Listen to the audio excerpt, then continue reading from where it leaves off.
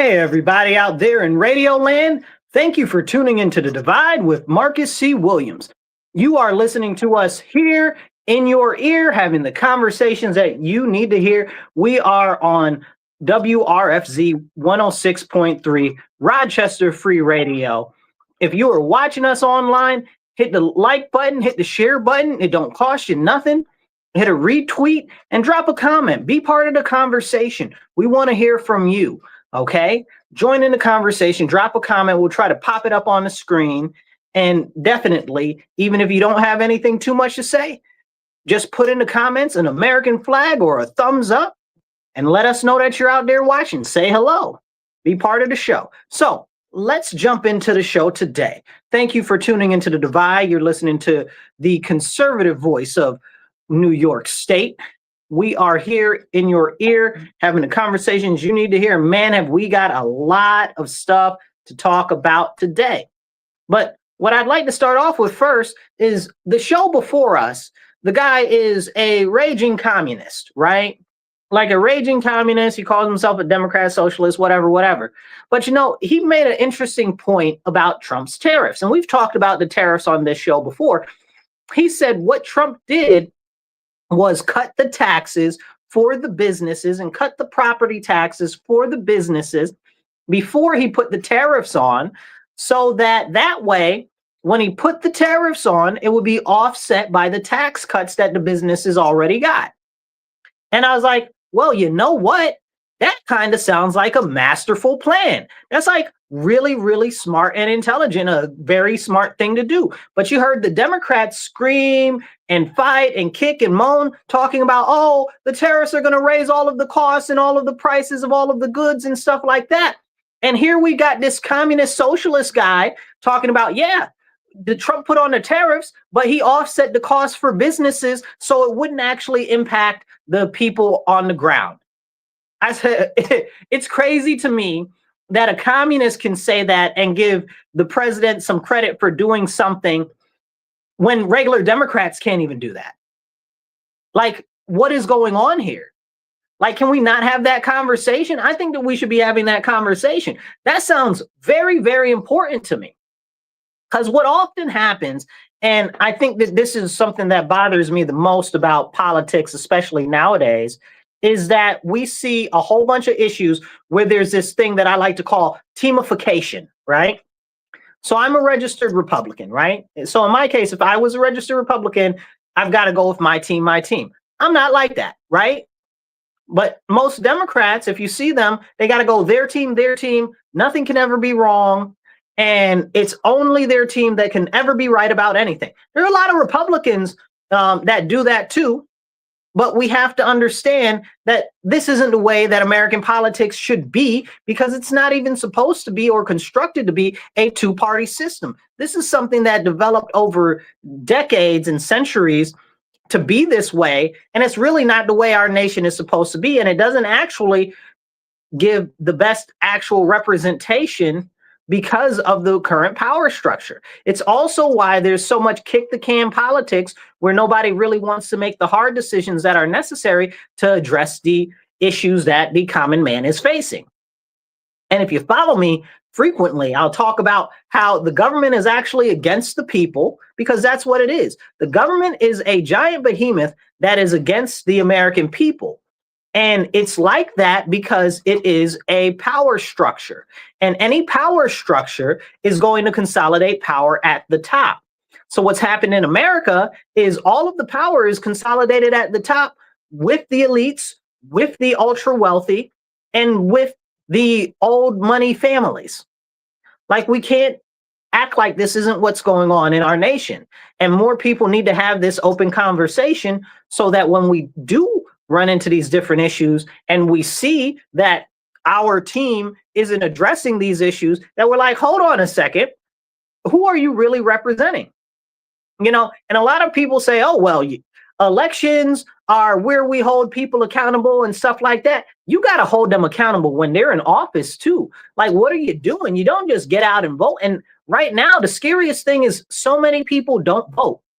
Like 75% of people don't vote. Now, depending on where you are, that number might change a little bit. but greater than 50% of the general population in most areas does not vote. And that's very, very problematic.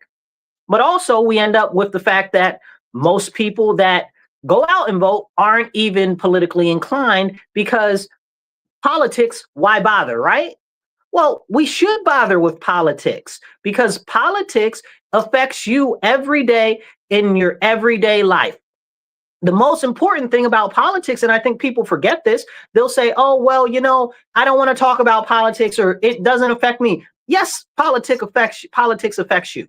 Politics is very basic on most routes. You look at it, do you want your toilet to go flush? Yes, I want my toilet to go flush. That's politics. Do you want your snow plowed outside when it's wintertime and you live in the city? That's politics. Do you want your garbage picked up? That's politics. Do you want clean water to come to your house? That's politics. Like, all of these things are politics, and people try to write it off like, oh, well, I don't want to be political or I don't want to get political. Yeah, no, there aren't very many things that we can actually talk about that politics doesn't impact. I mean, depending on where you live, and some of you know this better than others, politics impacts what the color of the sky is. Okay, we can talk about that for real, but we'll talk about that maybe another time. This is a real conversation that we need to open up and have. I see you guys dropping some comments there. Thank you guys for the comments. I'll pop them up in a second as soon as we finish the monologue. So as we talk about these important conversations, we need to identify that it is not about just your team. It is about, where are the results that have been promised you? Where are the issues that need to be addressed, getting addressed? And is anybody addressing those issues at all? I live in a city for 60 years. It's been all Democrats. Democrats run everything. They control everything, absolutely everything. There hasn't been one other person in office from another party. So when we talk about what's going on here, it's very clearly only the fault and accountability that can go to the Democrats because they're the ones in office. It's their policies. It's their budgetary focuses. It's all of those type of things and the legislation that they do. And they can't separate themselves from that, but they'll try to say, oh, well, it's the Republicans. How? Please explain it to me like I'm 5, how it could be the Republicans if there are no Republicans in office and haven't been for 60 years. Now, I bet you if you live in a, hey, I see you there. I bet you if you live in a red state and if you have a similar issue with your state or your city where you are, it's the same type of situation. But that's what happens when we get people that are so caught up in this Democrat-Republican teamification, and they're like, oh, my team can do no wrong. No, your team definitely can do wrong, especially when it's in control of every aspect of a branch of government. Like if they control everything in your local government, or if they control everything in Congress. If there was a supermajority in Congress, in the House, and in the Senate and the presidency, okay, that's a supermajority. And then maybe people need to be held accountable for what they're doing or what they're not doing. Right now in the Congress, we don't have a supermajority. We've got a very slim majority for the Republicans. But under, under Obama, there was a supermajority, House and Senate. Now, why didn't the things get addressed that were supposed to get addressed during that time period? Like DACA, the DACA people are still butt out in the air. You know what I'm saying? Like flapping in the wind. Like they never did anything for them. And they've always promised that they're going to take care of them, and they never have. And then they blame it on Republicans. Oh, well, look at the Republicans, don't care about them. They never claimed to care. But when you had the supermajority, you did nothing. Then when you had Biden as president, you did nothing, And then people say, oh, well, look at what Trump's doing and this and that and the third. Let me point this out to you very, very importantly. The president has little to no effect on what's going on in Congress. They can do some trade stuff. They can do some other stuff, some military stuff, but they really don't have that much control of anything. And you can see that right now with our current president because the Democrats fight him on absolutely everything. Everything he tries to do. If he tries to take a poop in the morning, there are the Democrats with a lawsuit against him taking a poop. You're taking a poop before noon, you can't take a poop. It's ridiculous. They fight him tooth and nail, and then they say, oh, well, he's a king. He's a king, and you fight him over breakfast? Like, you know what I'm saying? Like, is this serious?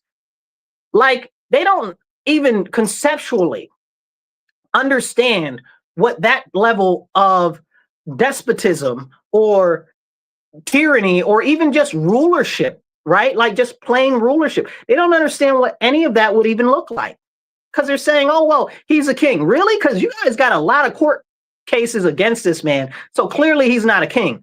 Because if that was the case, everybody be locked up in jail. A lot of y'all would be missing. Okay. Y'all families would never know where you were going. So who is behaving as a king when you can still use lawfare to get injunctions to stop him from doing what needs to be done? Hello. What are we talking about? And again, some people will say, oh, well, you're just talking because you don't like Democrats or whatever the case is. That's not true. Do you listen to me? You need to actually listen to me talk. I don't like big government. I am very adamantly against almost everything on the federal level. Why? Because I believe in small local government. I am an anti-federalist. I don't believe that the federal government should have as much power as it is. I believe the federal government needs to be shrunk. I think that 75 to 85% of all of the departments of the federal government could be poof gone tomorrow and you wouldn't know the difference. As we saw during the shutdown, the majority of everybody's life, unless they were actually working for the government, wasn't really impacted. It wasn't really impacted. Maybe if you took a flight because the FAA are the people that run the people in the towers. What do you call those people? You guys know who I'm talking about. The air traffic controllers. You know what I'm saying? But these are conversations that are real conversations that we don't actually have. And people get too attached to all of these jobs in government. Why do we need such a big government? Well, it's an employment scheme. It's a self-perpetuating employment scheme because the government does not create anything to generate its own taxes. That's another reason why the tariffs are so important, because that's really the only place that the government itself can get money, unless it's stealing it out of your pocket. Hit the like button, hit the share button. It don't cost you nothing. I see quite a few people watching, not enough people hitting that heart button. So hit the heart button, drop a comment real quick. I'm going to pop up some of your guys' comments. We got Jessica R. Jessica says, hey, Jessica, how you doing today? Good to see you watching. And then it says, we got, who we got? I can't see what that says. Let's go up some. We got quite a couple of these here. Let's see. Show more. How do I do that? Okay. Let's go up. Let's go down. We got, who's this? Can't see what that says. Says, if you're voting changed, things they wouldn't let you. Why is it like that? Sorry, guys, I can't see that very good. If your voting changed anything, they wouldn't let us do it. No, that's not true. And then it says, and this is Static Savage. He says, he says you should vote, LOL. Well, listen, if you're not going to vote, if you don't want to vote, you take that and shove it in your nose, okay? Because that means that you don't care about our nation. It means that you don't care enough to get politically involved and you want to discourage people from getting active. So as far as I'm concerned, you're a Fed. You work for the Feds. You're trying to make it so that people don't get out and vote so that the government can do whatever it wants. So people like you are the absolute problem, okay? Thank you for commenting. I appreciate your comments. Thank you for your time. Somebody says, who's this? Says Rosie. Rosie says the federal government is just an assisted living facility paid for by the U.S. That's absolutely 100% what it is.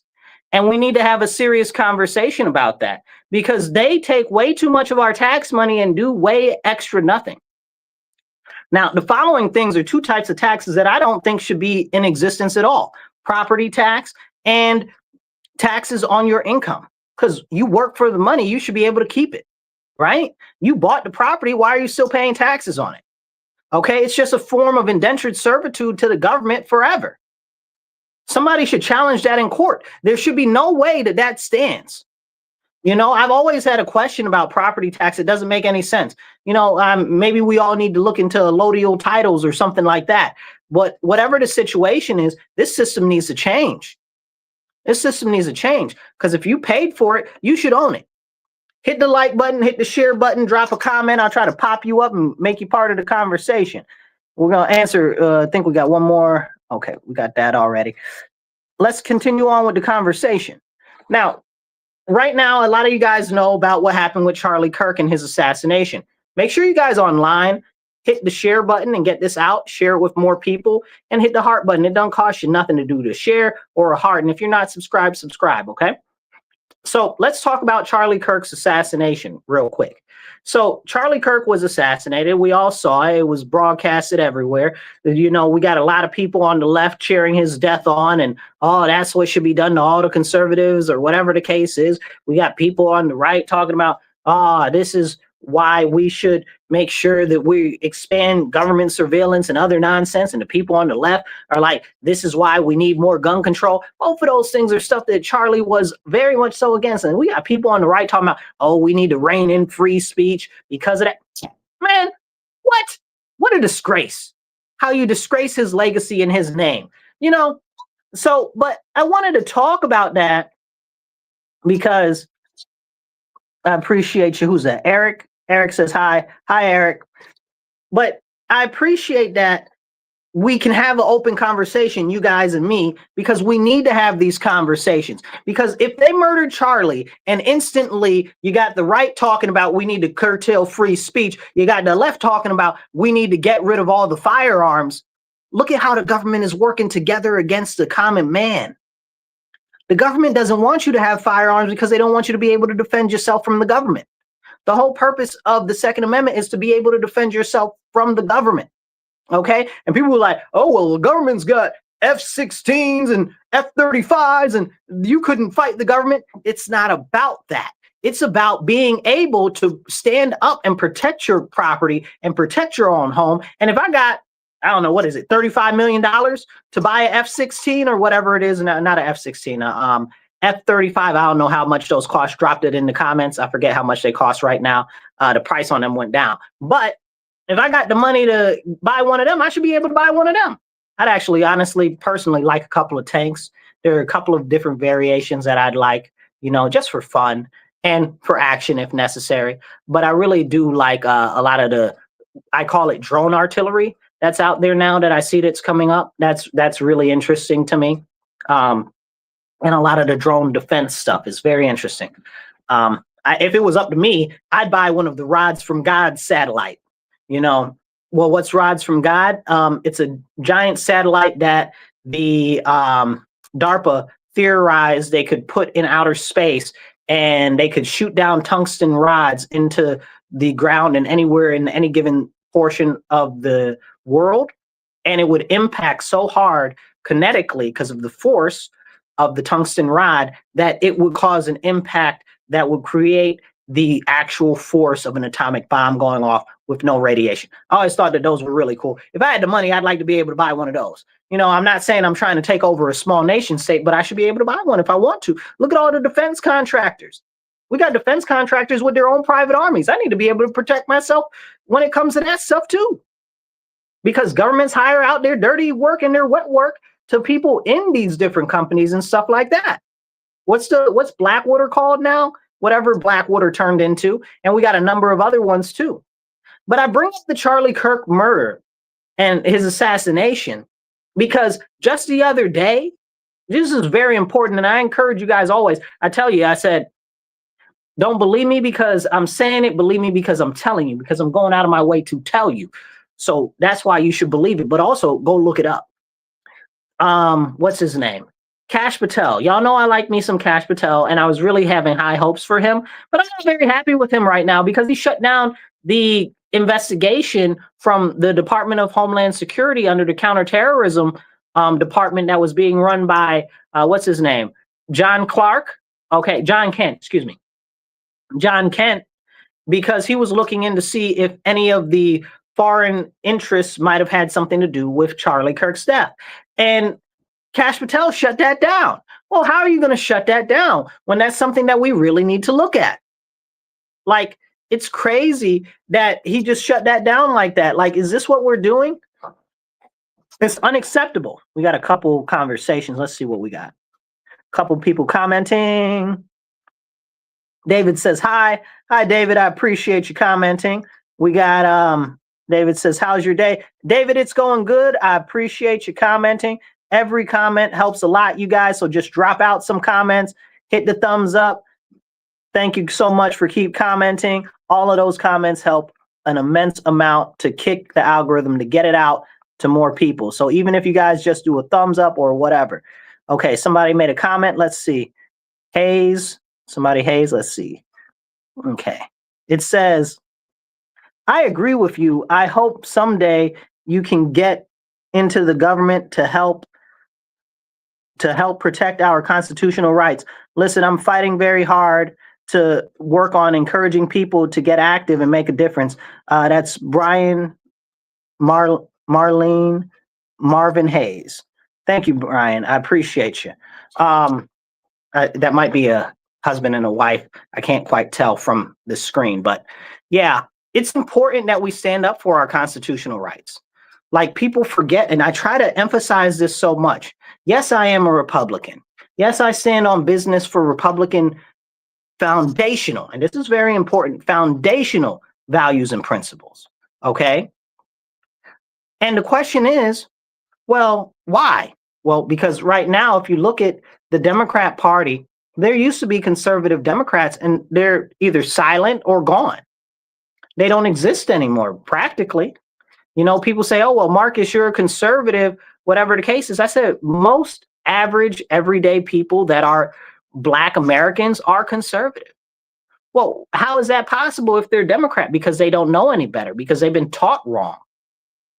And when you're taught wrong, you go along with what you know to be true, because that's how you were taught. And we need to have those serious conversations, but they don't want you to have those serious conversations. And that's a big reason why we've got all of this teamification, and nobody can see out of their eyes, and they're just feeling with their emotions. Are you serious? That's not a way to make decisions.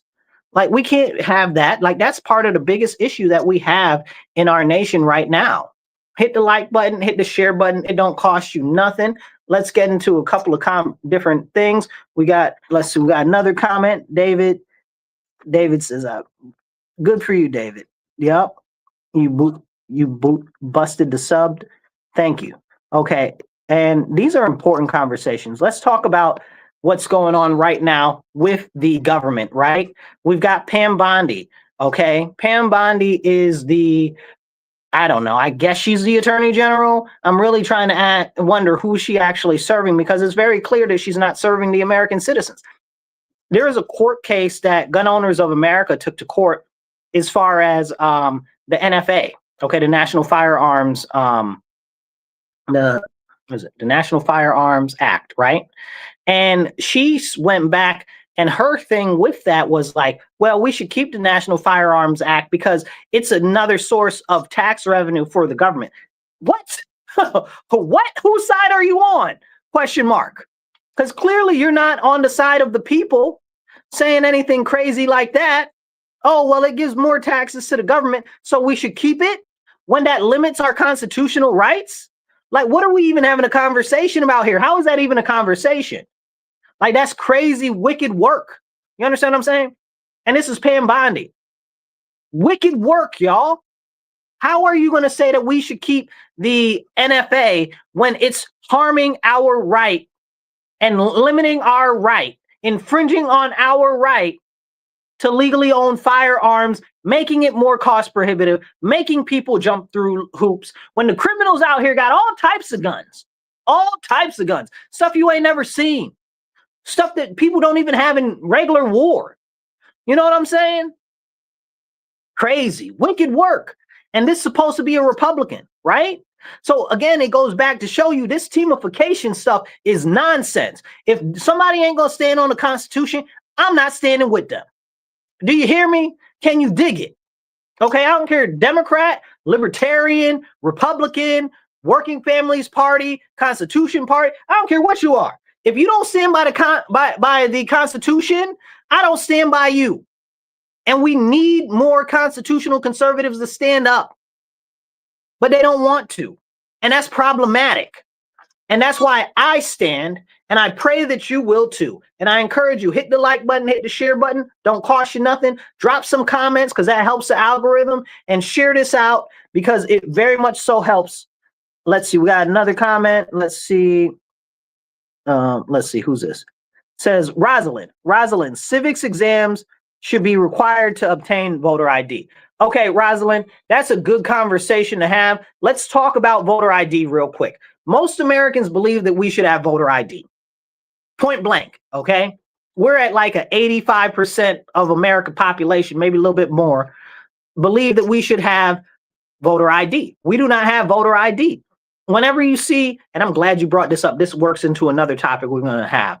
So with the voter ID, people are like, oh, well, black people can't get ID because they're dumb. Who? What? Who told you that? I'm black. I have ID. I even got my passport. Like, what are we talking about? Like, who are you to say that black people are too dumb to get an ID or they're too poor to get an ID? Now, if you look at any states that have voter ID, they will issue you a free ID just to vote. Hello? Is this thing working? Tap, tap. Let me tap this microphone because clearly there are some people that aren't understanding how voter ID works. You understand what I'm saying? And where I live, you can get a non-driver's ID for 15 bucks. 15 bucks. You understand what I'm saying? Like and I live in New York State and we got dead people on our voter rolls that I know are dead. What does it say? Date of births, registrations back in the early 1900s. Come on now, stop playing in my face. I seen one the other day is like 200 and something years old, almost as old as the country. Ain't no way that person's alive. Why can't we have voter ID? Why can't we have that conversation? And then I saw, what's his name? The guy that sleeps with the Chinese spies, Eric Stilwell, okay, from California. He's like, oh, I want to make it easier for people to vote. I think they should be able to vote for phone. B-I-T, you know the rest of the letters. What are we having a conversation about, Eric Stilwell? You want people to be able to vote by phone? Man, where's my glove? Because we need to have a duel. I need a white glove. Somebody send me some white gloves right now. I got to slap this man in the face so we can have a duel outside because one of us got to go after that insanity come out his mouth. Are you serious? You want them to be able to vote by phone? Who? And then he's like, well, if we can pay our taxes over the phone, if we can prepare our taxes over the phone, you can't prepare your taxes over the phone. You can't. That's not how that works. Okay. And then if you think that is secure, you make it make sense. We're not even it's just so frustrating to even have a full conversation about that. Like it's because it like drains the intelligence from your brain trying to have that level of a conversation. Because clearly that's a non-starter. Vote by phone. What? Is this the freaking what you call them people? The Masked Singer or America's Got Talent or something like that? Like, we're not doing no vote for phone, Eric Stilwell. I don't know how he's still in Congress when we know that he was sleeping with a Chinese spy. Like, how does that guy even still in Congress? He needs to be in prison somewhere, and he definitely shouldn't be able to be in government ever. Ever. For years, he was messing with her. Like, he's probably an agent of China right now. We can talk about that further at another point. I don't want to really jump into him too much right now, but I did want to bring that up, that vote by phone nonsense, because you guys need to be aware of what these people that are in office are saying, because they mean what they say. They always tell you what they're going to do ahead of time. Hit the like button, drop a heart, drop a comment, even if it's just a wavy hand and saying, hey, we got some comments in. Let's see what we got. Let's see. We got to go back a little bit. Rosalind dropped some American flags. Thank you for those American flags. Yes. Let's see. We got a spam message talking about they're going to pay us for more people to watch. We don't want none of that nonsense. We want organic watchers. So definitely hit the like button, hit the share button, drop some comments. Every comment helps. Okay. So this is important stuff that we're having a conversation about. And if we don't have these important conversations, nobody else is going to. Nobody else is going to. Now, I want to jump into a couple of other topics real quick, because it is important that we cover some of the other stuff going on too. Hey, John, I see you there. John says, this is why you should be in Congress. John, I appreciate your support from your lips to the Lord's ears. Okay. And if you guys are watching us online, if you're watching us online, definitely check out the sides right here. If you're watching us long format, okay. Or if you're watching us on vertical format, check out right down here. Okay. Check that out. Give to the cause. Let's see what we got going on. The federal judge dismisses the indictments against Letitia James and Comey, excuse me. That's very interesting. So now those got thrown out. I don't know where that's going to go. Now, the Letitia James one, I wonder, is that the one with the property one? Because there's no way that that should have been thrown out. It's very interesting what's going on and how they keep doing interesting, unique stuff in the court system. We just had a court filing here where I live, where the federal government is suing Rochester, New York, over the sanctuary city laws, saying that they essentially go against federal laws. And they're right. Now, when I saw that decision come out from the judge, it was like nobody even read the decision. Drink water, stay hydrated, y'all.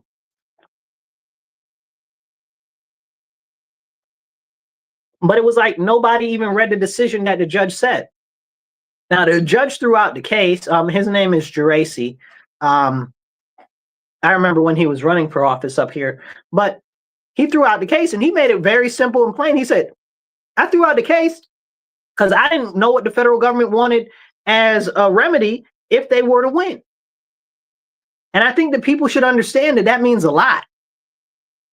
He said, I don't know what they would want as a remedy, and I don't know how I would even adjudicate that because I don't know what the remedy is that they want. And they were not clear about what they wanted as a remedy if they win the case against the sanctuary city. And everybody was out there celebrating, yay, yay, look at this, we defeated Trump, boo-hoo, yay. And I'm like, what even are you guys talking about? Did you read the decision? So that means that the federal government, if they decide, can put another case forward out there and say, hey, listen, we want to outline expressly, these are the remedies that we want.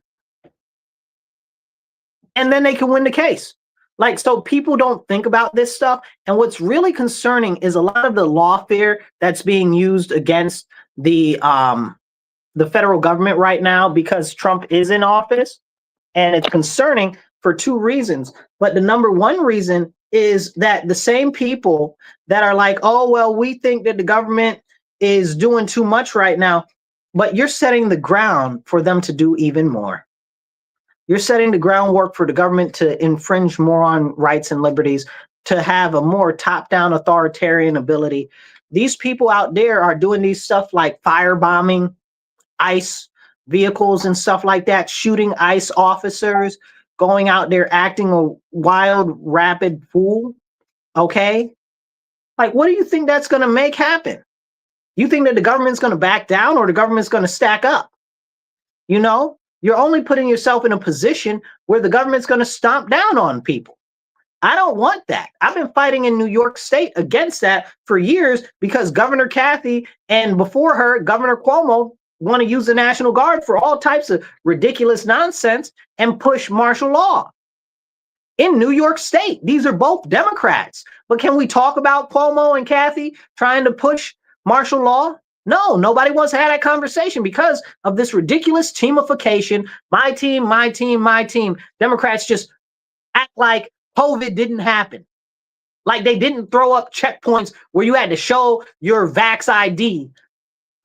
Like they didn't have the National Guard checking ID vax passes. Like act like that didn't happen. Like they didn't have the National Guard in the subway system talking about they doing policing and that's not what the National Guard is supposed to do and that's not what the National Guard is supposed to be used for. Hello.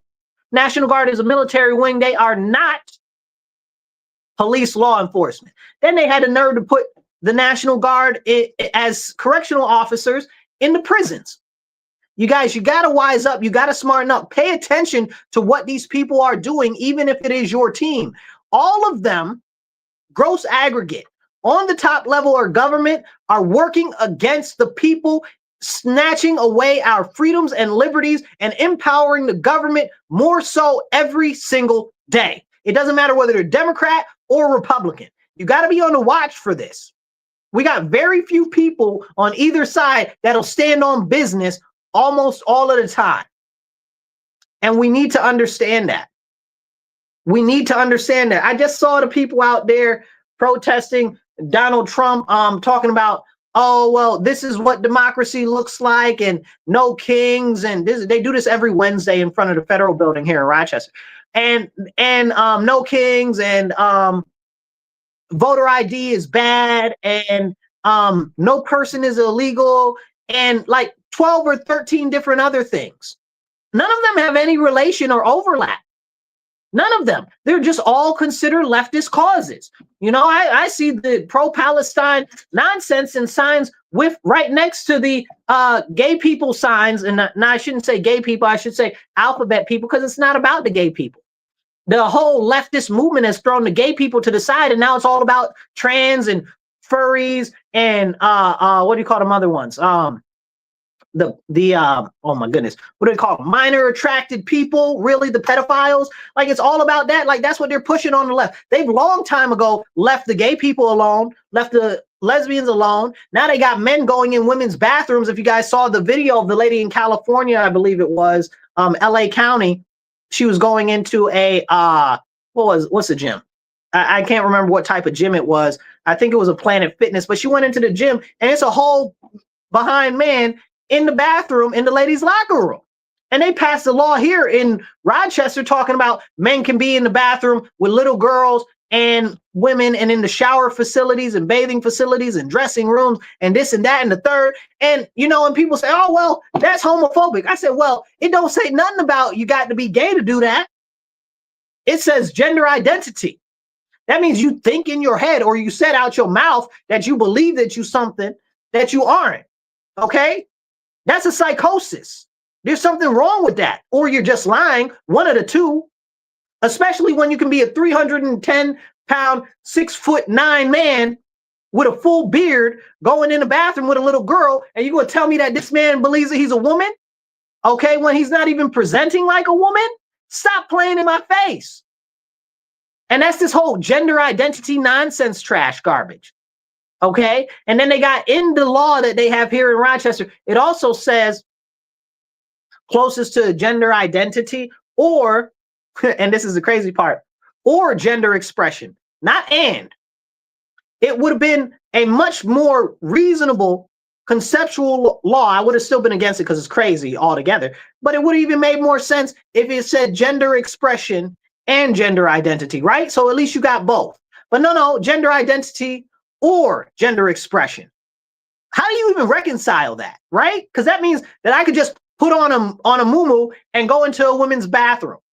Like, are you serious? Gender expression, I'm expressing myself as a woman because I'm wearing traditional women clothing. Like, what are we doing here? And this is continued deterioration of safety and of reasonable sense. And they want you to fall into that trap because they don't want you to stand up. They don't want you to push back. And they'll tell you, oh, you look bad.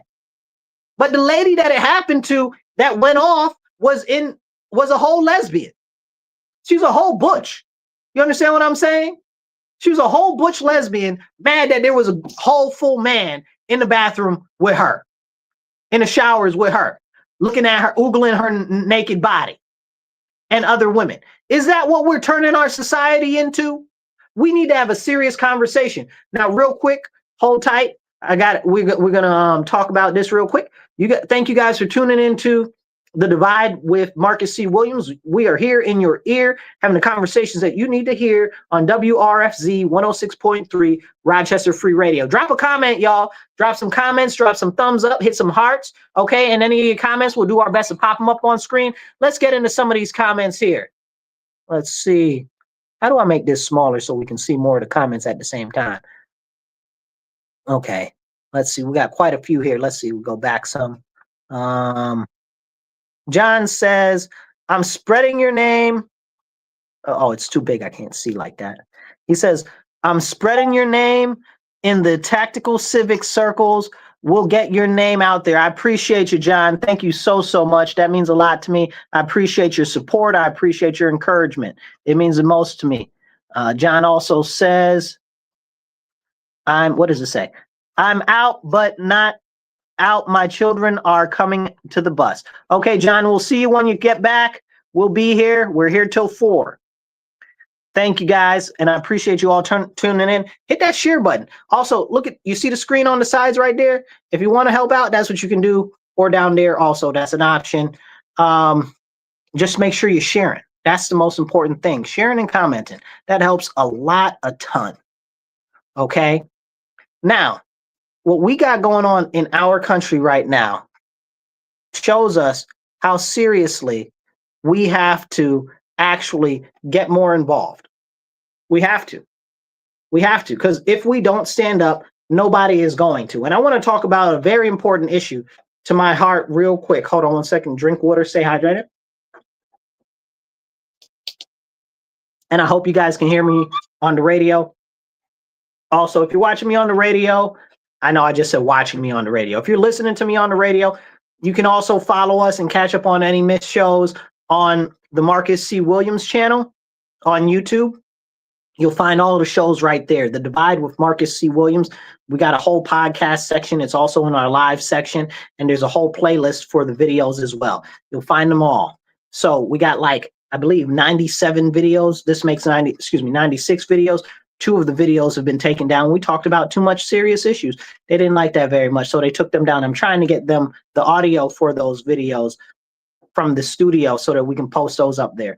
Because sometimes you have really serious conversations and they don't want you to actually have those conversations online, especially when you talk about things like cryptocurrency and the digital dollar being the downfall of our economy and the restriction of our actual value of money, because we can't have those conversations. That'd be too much like right, and I'm all about having those important conversations, and they don't always like that. So we got a ton of stuff going on in the world right now. But real quick, before we get into more worldwide stuff, I want to get into an American issue. I want to get into the core behind our nation. What's that, you say? Well, the core behind our nation is Christianity, you guys. Our nation was built on Christian principles, Christian values, and the Bible. So whenever these people say, oh, well, it's Judeo-Christian, no, it's not. Stop. Full stop. Full stop. All 56 of the signers and stuff were Christian, okay? All of the people that signed the Declaration of Independence, all of the people that signed the Constitution, all Christians. But can we have that conversation? Like, our nation was founded on Christian values, and if you are a Christian, you already know that you never put a prefix in front of Christian because it makes it not Christian anymore. So whenever you hear somebody say Judeo-Christian values, you say, no, ma'am, no, sir, it is Christian values, period, point blank. Okay? It's very, very important. Very important. But that's the way our nation was founded. And people will say, oh, well, separation of church and state. That's a bunch of malarkey also, because we know that was in Thomas Jefferson's letter to the Danbury Baptists, which was actually about making sure that the state doesn't, the government, okay, not like the state, but in this case, it was actually Massachusetts. But yes, but the government as a whole doesn't establish its own religion like what happened in England, which is where they came from, because context matters, right?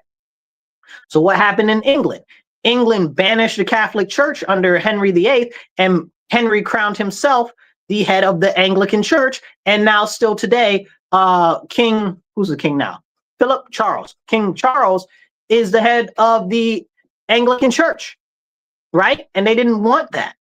It wasn't about preventing people that are of faith from actually being in politics. It wasn't about preventing Christianity from having influence in politics.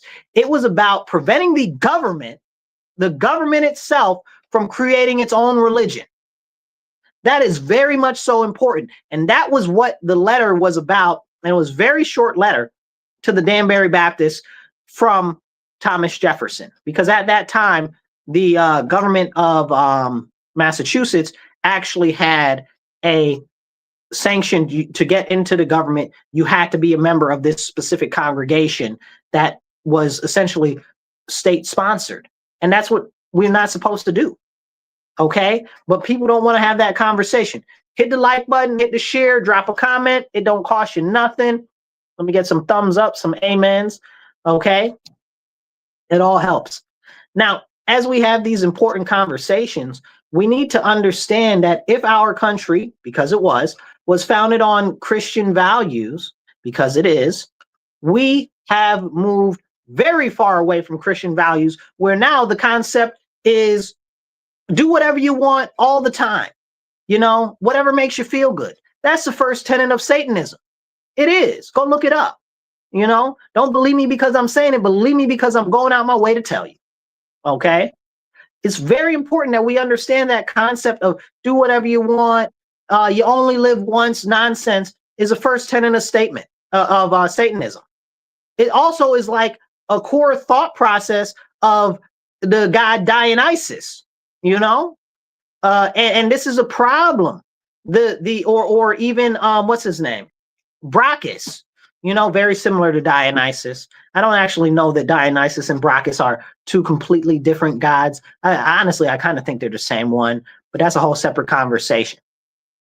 Now, with this type of concept being pushed in our society every day, push, push, push, do what you want, do what makes you feel good. If you think that it's right, it must be right, right? No, that's wrong.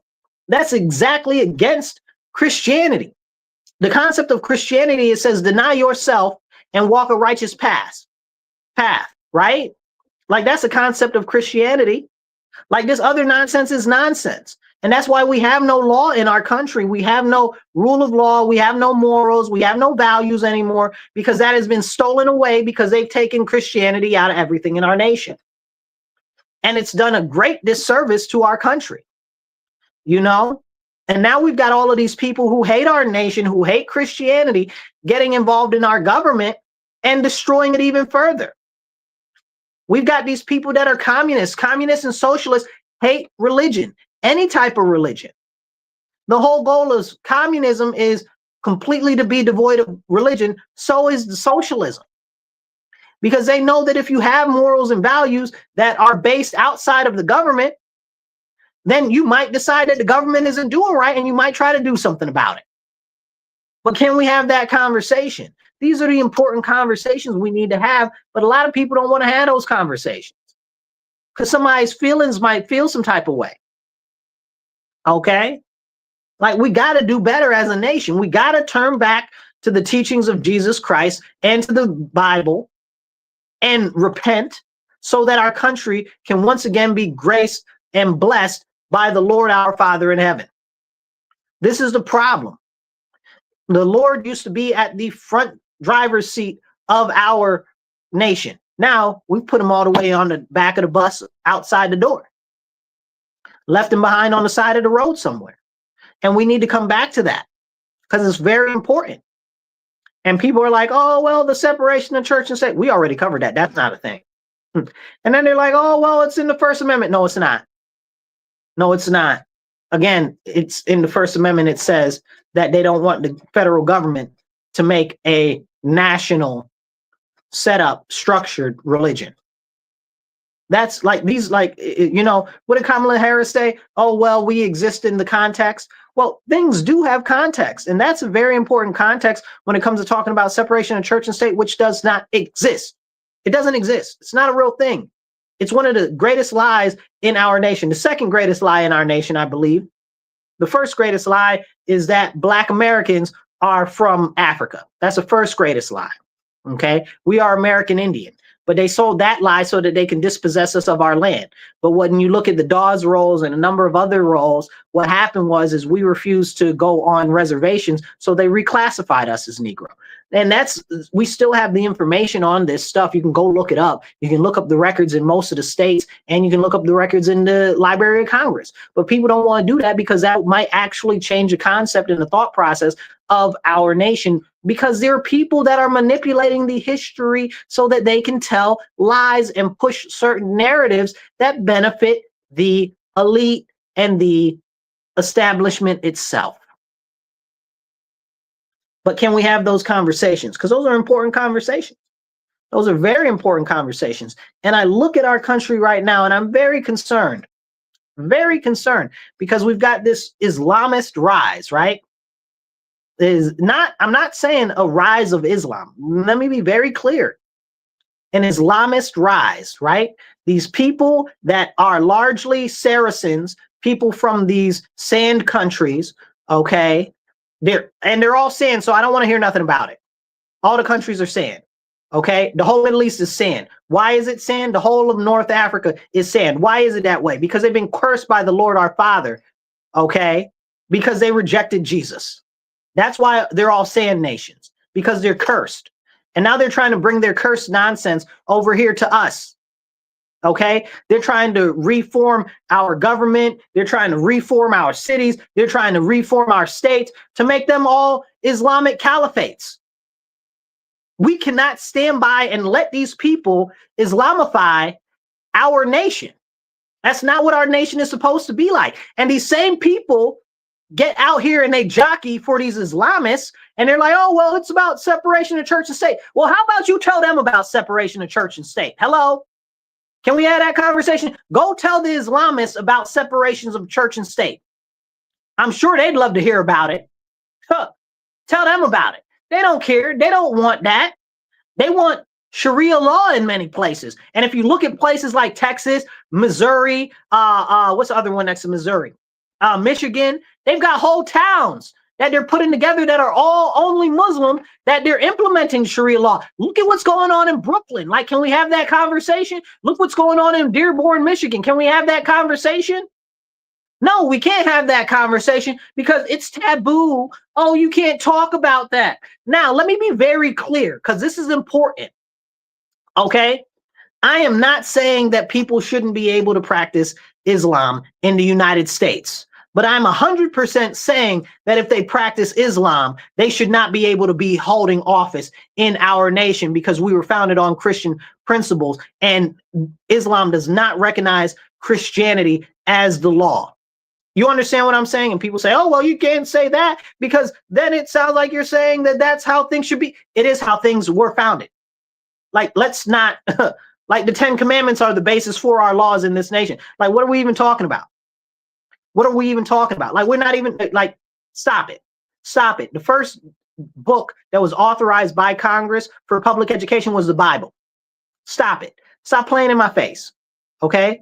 Let's be for real. Hit the like button, hit the share button. It don't cost you nothing. Make sure you're following and subscribe. Drop a comment, thumbs up, a hey, hi, or I like what you're saying, or an amen. Drink water, stay hydrated. But as we have this conversation about the growing threat of Islam in our nation, understand it is not about people who are Muslim. It's about the Islamists. It's a secondary thing to the people who practice Islam, right? And let me be clear, because the Islamists seek power and subjugation of anybody who is not a Muslim. And the Quran dictates that if you believe in Islam, that you got to go along with those people because what they're doing is right.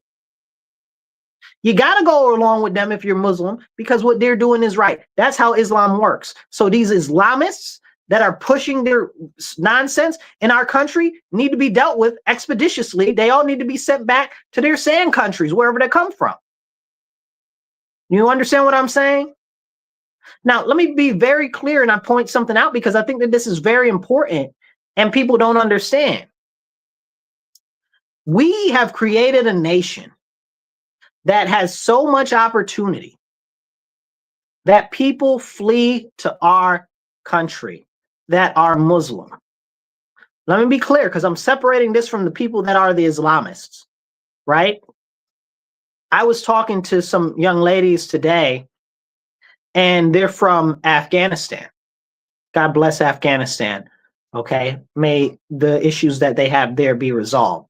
I really have some affinity for Afghanistan.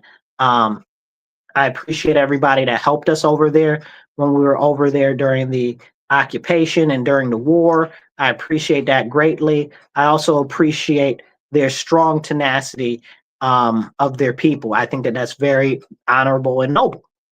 Now, these young ladies were Muslim, right?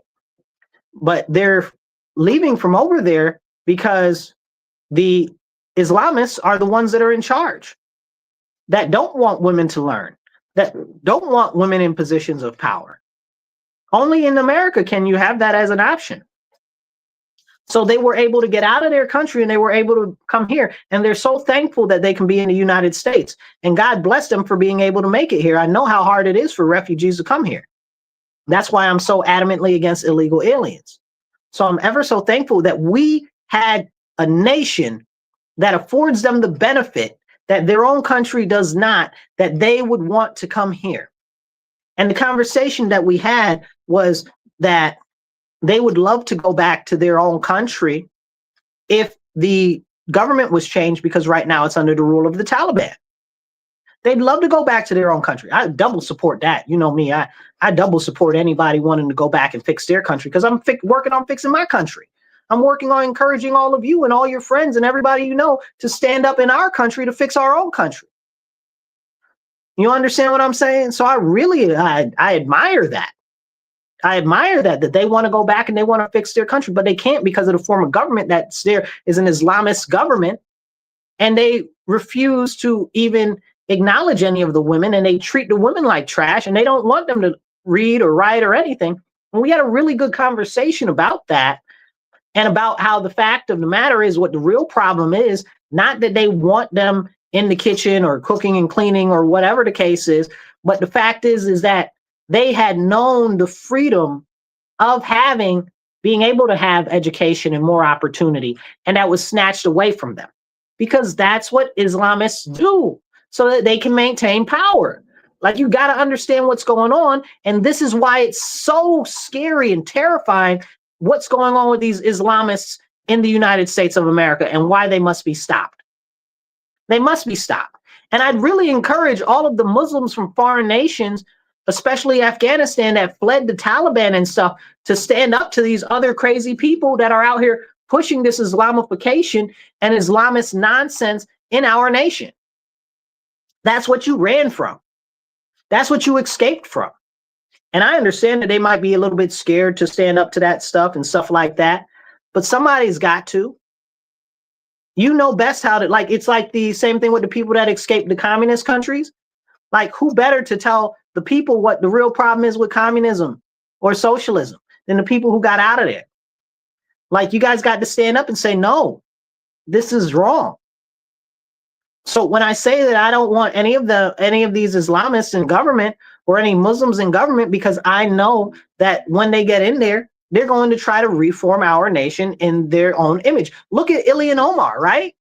She's like, oh, I'm not prioritizing America, I'm prioritizing Somalia. When did Somalia become the 51st state? Explain it to me like I'm 5. Oh, I'm trying to make Minnesota an all-Muslim state. What? Whose flying monkey's uncle are you? Deport all of y'all back to where y'all come from. You understand what I'm saying? Like, what are you doing? Like, trying to recraft our nation and your nation. If you love your nation so much, go back and fix it. I'm trying to fix my own. Stop trying to recreate my nation the way that you want to see it when your nation is in shambles. Why is your nation in shambles? Because of people just like you, talking just like you, talking all the nonsense just like you. If you can't fix your own country, what gives you the right to come over here to try to reconfigure our country to look like your trash hole country? You escaped from over there. Why'd you come over here? Because it wasn't good over there. So go back over there if that's your priority. You understand what I'm saying? Somebody needs to stand up and say something. Because we give these people an opportunity to come here as a nation that is separate from their own, that has the ability for them to have freedom. But these Islamists stamp and stomp all upon it. We can't have this. We can't allow this to go on. It's one of the biggest threats that we have internally to our nation, you know, but people don't want to have that conversation. And when you do, they want to feel some type of way or whatever the case is. No, this is a Christian nation, and we afforded all of these Muslims that wanted to escape their own countries to come here to a more prosperous nation, to a more stable nation, so that they can either prepare themselves to return home and fix their own homes, or to build a new life here, not to change our country into what they want. You understand what I'm saying? That's crazy. That's absolutely insane. Hit the like button, hit the share button, drop a comment. It don't cost you nothing. And if you're watching us online, check out right on the sides right here. If you're in horizontal format, check those out. And if you're in vertical, check out right down there. All right. So as we have this conversation, make sure that you're commenting, make sure that you're sharing. It's ever so helpful. Now, be part of the conversation because this is an important conversation. We must restore our nation to Christianity, or there will be no other place on the earth for these people to run to. Look at all of the death and destruction in these other nations. And where do they run to? They run to Christian nations. You understand what I'm saying? Like, it's crazy what's going on in Ireland or England or France. You know what I'm saying? Spain seems to be doing all right, but they had to kick the Muslims out of there one time already during the Reconquista. So I don't think they're too avid to let them really get a foothold out there. Same thing with Portugal. So we'll see what happens over there. But we need to be prepared for that in our nation, and we need to be pushing back now, especially all Christians. Then I got a rebuke for the Christians. You guys, how are you Christian and you're out here voting for people that aren't Christian? Make it make sense. Drink water, stay hydrated.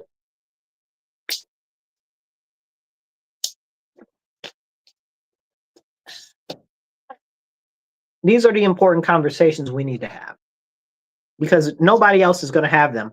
If not us, then who? It's got to be us. Hit the like button, hit the share. Don't cost you nothing. Now, let's go into some of the other stuff going on in the world right now. And if we have any time, we'll come back to this because this is a very, very important topic. See if I can fix the camera. All right. So the issue with Taiwan and Xi Jinping from China, the premier of China. Actually, I don't know what he is. The king, essentially he's the king. I don't know whether he's the premier or the president or whatever he is now. I don't know. He hopscotches back and forth. But he's the grand supreme ruler of China right now. And he wants to go into Taiwan and take over Taiwan. Now, some people say, oh, well, Taiwan's not its own independent country. Well, Taiwan is the national version of regular mainland China. So they're an actual nation that used to exist on mainland China, but it's their contiguous, I guess you say contiguous, right? Which is like continuous, but contiguous because it's keeping in order of government from the nationalists when the nationalists ran mainland China before they got pushed out by the Maoists and communists. So that's why the CCP right now runs mainland China. And the US is like, oh, Taiwan, they're one of our greatest allies. We got to defend them from China. No, you're not about to do none of that. Stop playing in my face. We're not going to war over Taiwan. Stop playing in my face. We're not. It costs us too much resources. Don't make no sense. Now you can say, oh, well, we want to protect the corridor right there in the South China Sea or whatever the case is, or in the Japanese, the Western Sea, whatever it's called, however you want to say it. But you can say that you want to protect that. No, nobody's really going to do that.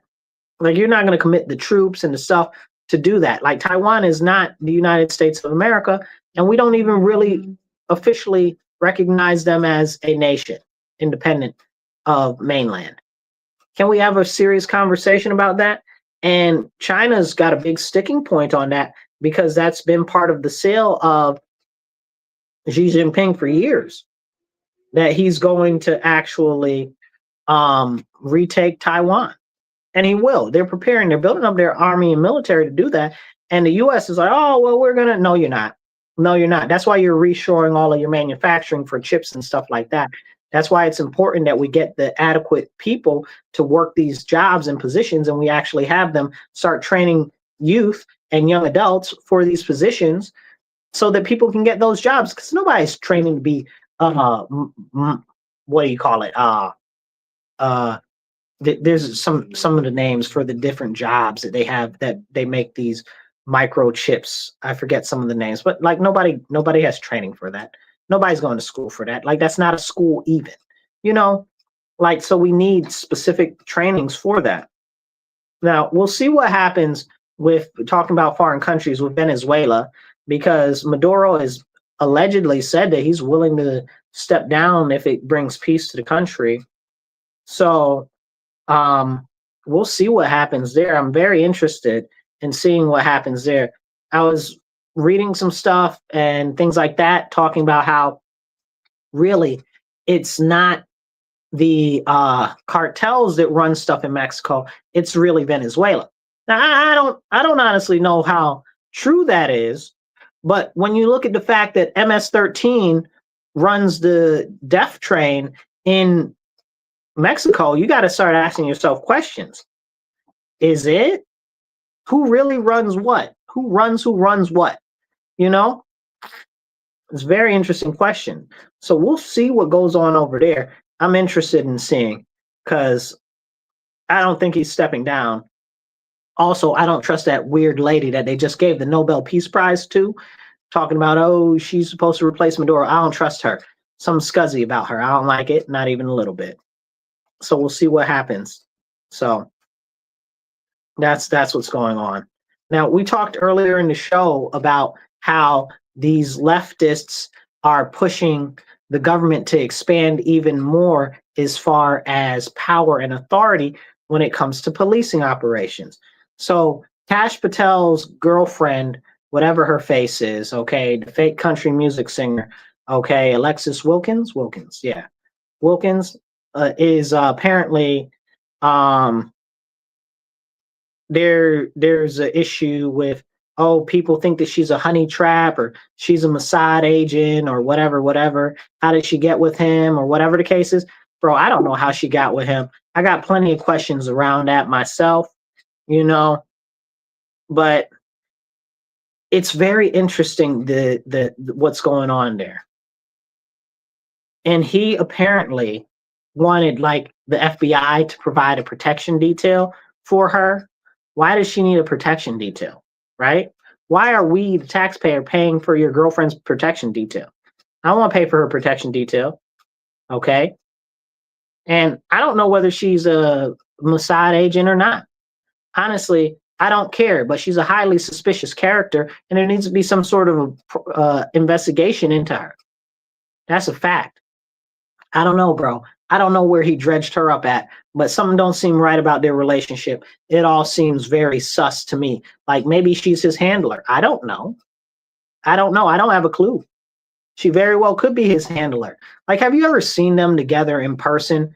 Like, there's something just very not quite right. You can't put your finger on it about their relationship. You know, like, I don't know what it is. I don't know what it is, but something's not right there. You know, they don't really seem like buddy or lovey dovey or whatever the case is, but it's very interesting. I don't know, like other people are saying, maybe she's a Mossad agent or whatever the case is. I don't know if that's true, but there's something very off about her, and I can't put my finger quite on it. You know, like maybe it's over here or maybe it's over there. I don't know. A little bit weird. A little bit weird. There's a whole bunch of stuff going on right now in American politics and what's going on worldwide because the world looks to us as a force of strength. They do.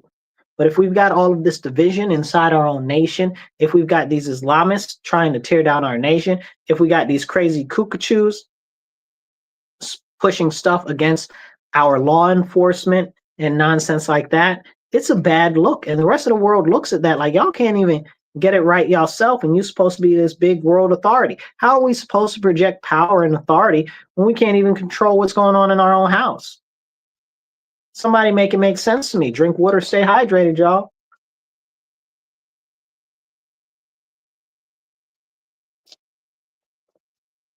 Somebody make it make sense. But nobody's trying to make it make sense. It's very, very, very, very, very concerning that we're not having a serious conversation on the fact that we are the world's strongest power. And in order to stay that way, we must be able to project power. But when we've got all of these weapons and the military industrial complex and all of that, but inside our house, we got rioting and people acting up and foreign people influencing our elections and stuff like that. You know, we're not having real serious conversations. Now, I'd be interested to find out if Trump is having a real serious issue with this Maduro situation has anything to do with the 2020 election.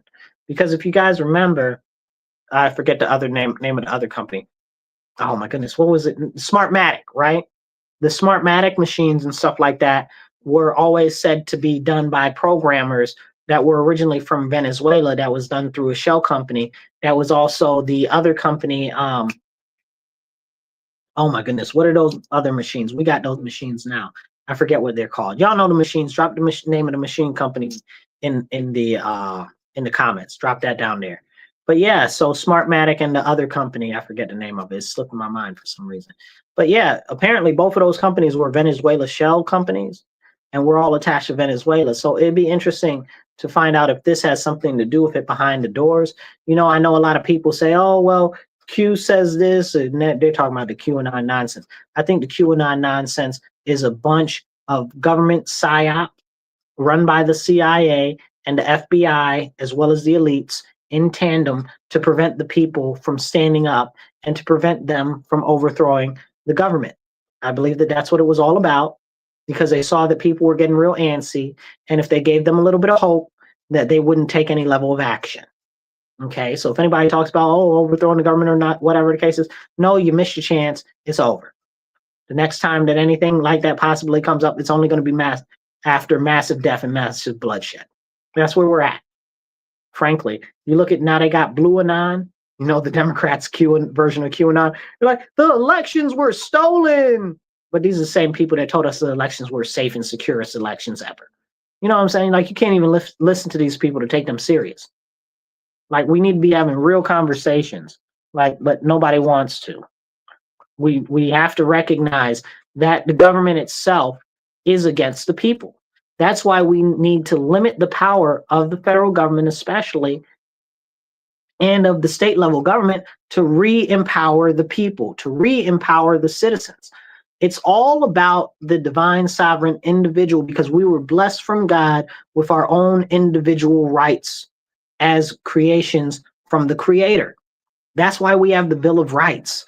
That's why this stuff is so important to have these real conversations about, when it goes back to why we shouldn't have anybody that's not Christian in these offices. Like, it all rolls together.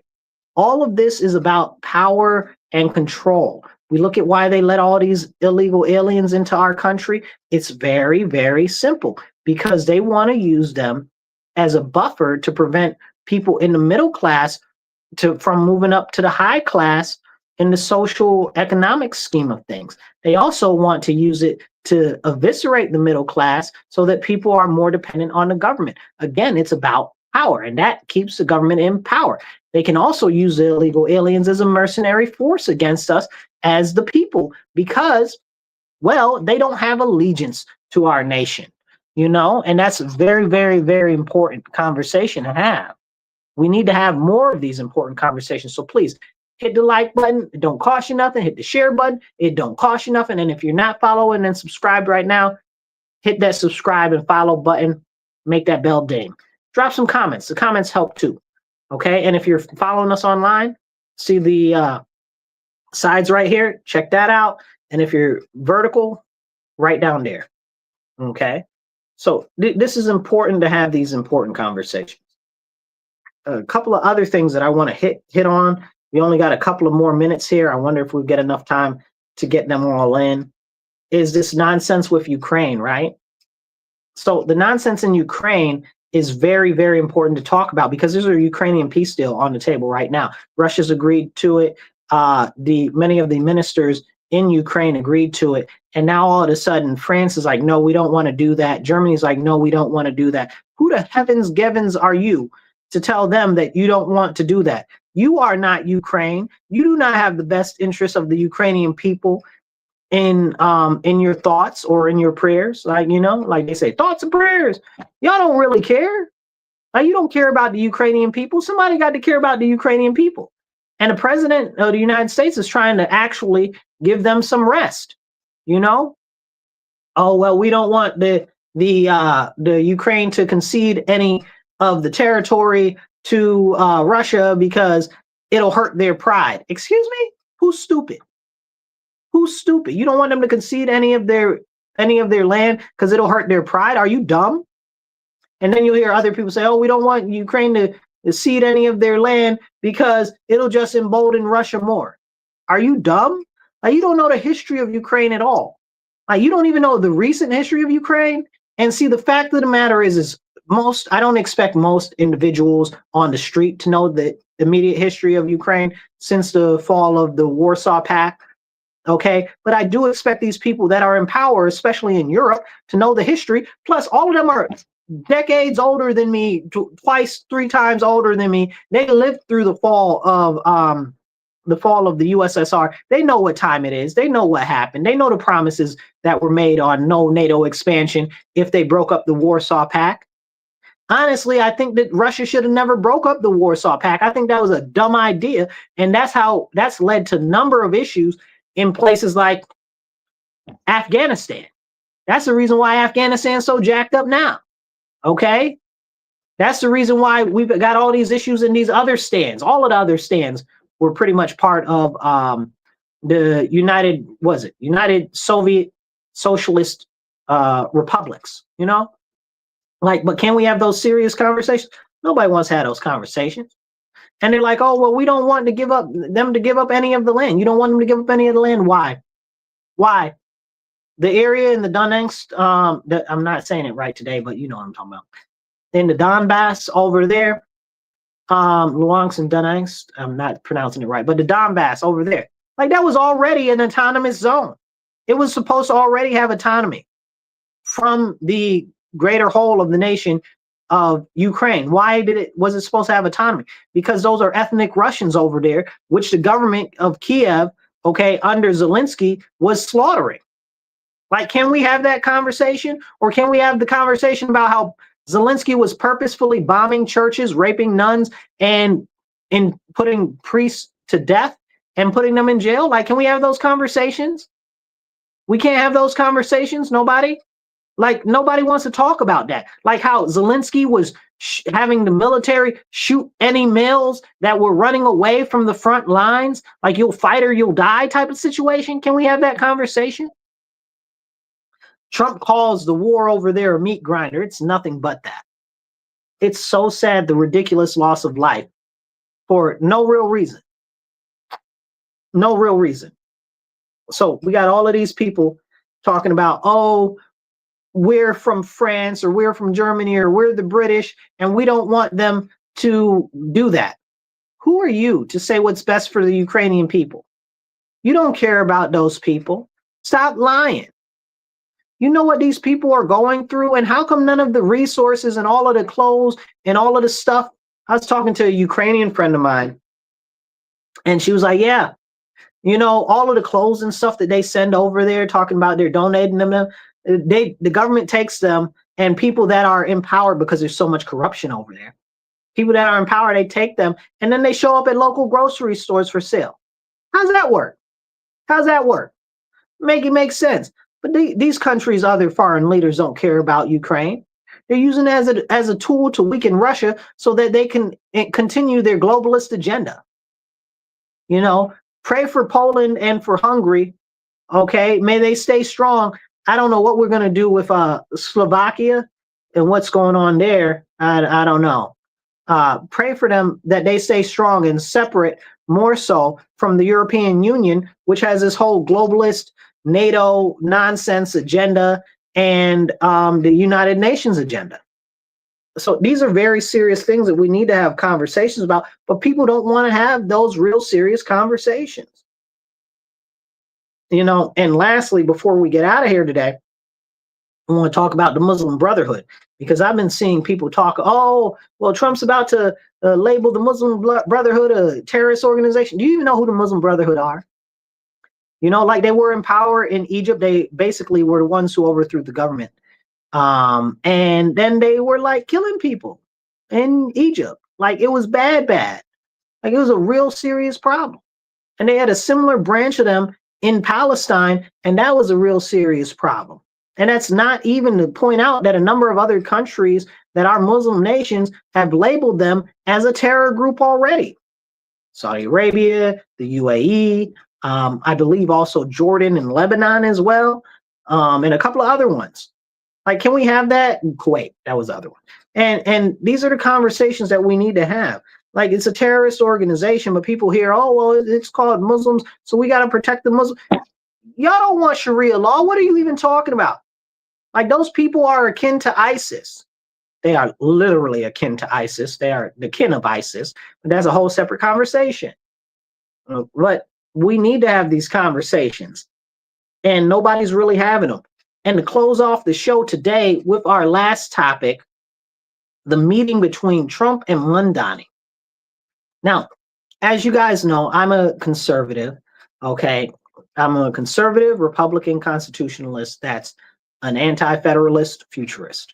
You know, that's a lot of fancy words, right? But the fact of the matter is it's so hard to express your political beliefs where you lie, because no one party, as we were talking about in the beginning of the show, really represents anybody anymore.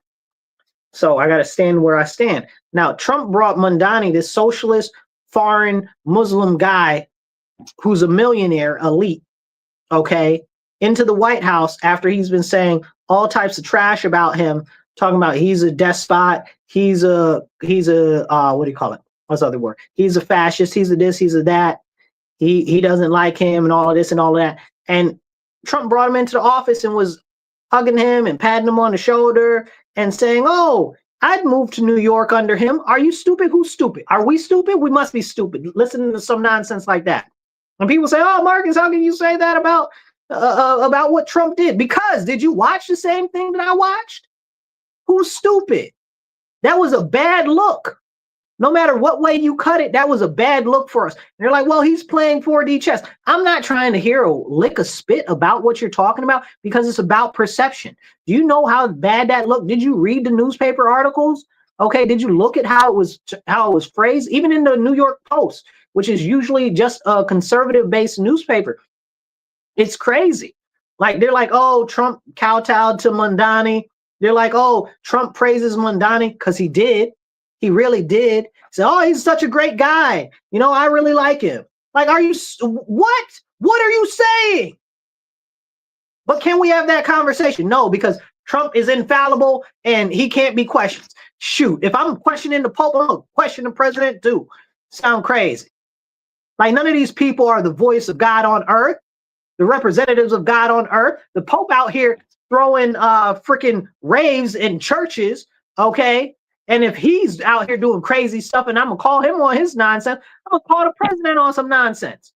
This just gave empowerment and encouragement to the Muslims that are Islamists, to the foreigners that are trying to topple our government, to the socialists that are trying to topple our government, to the communists that are trying to topple our government, and to the people that are Democrats, mostly far left, but also regular Democrats too, that hate Republicans and him.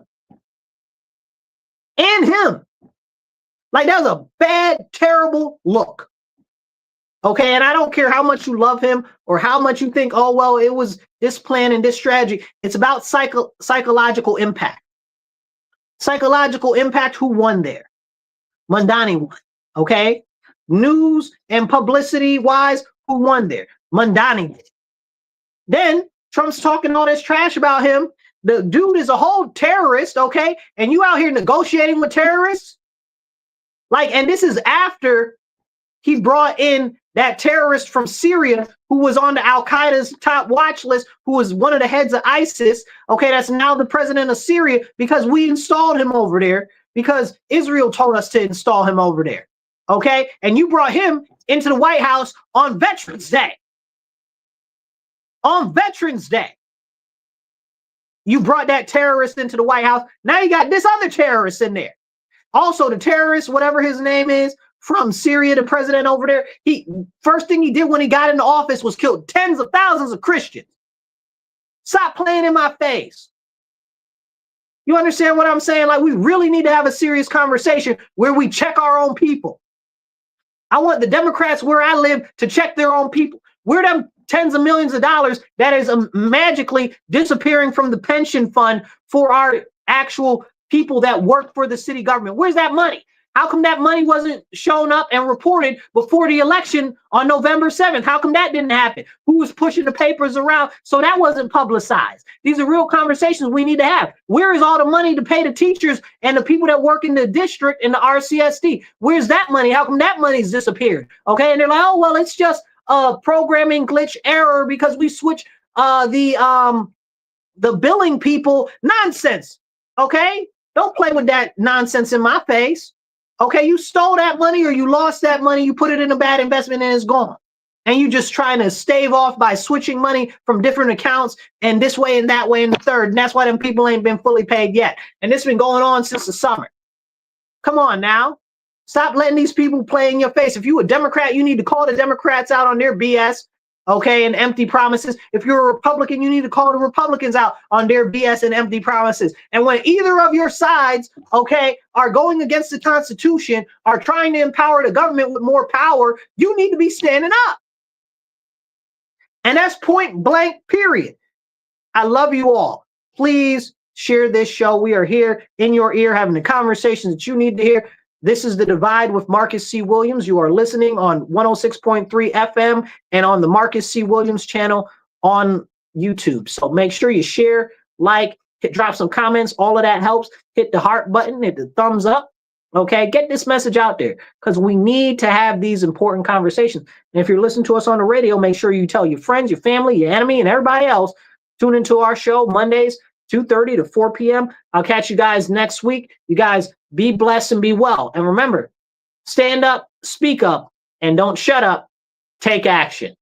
Catch you guys later.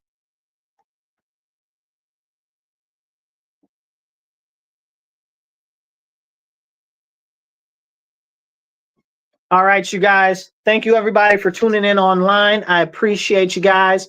Make sure you share this video out.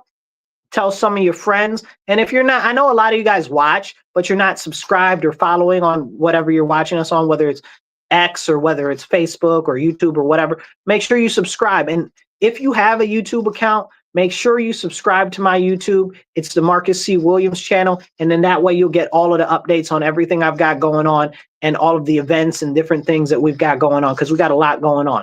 And before I get out of here, definitely check out these two sides of the screen. Drop support, a couple of dollars to support the show.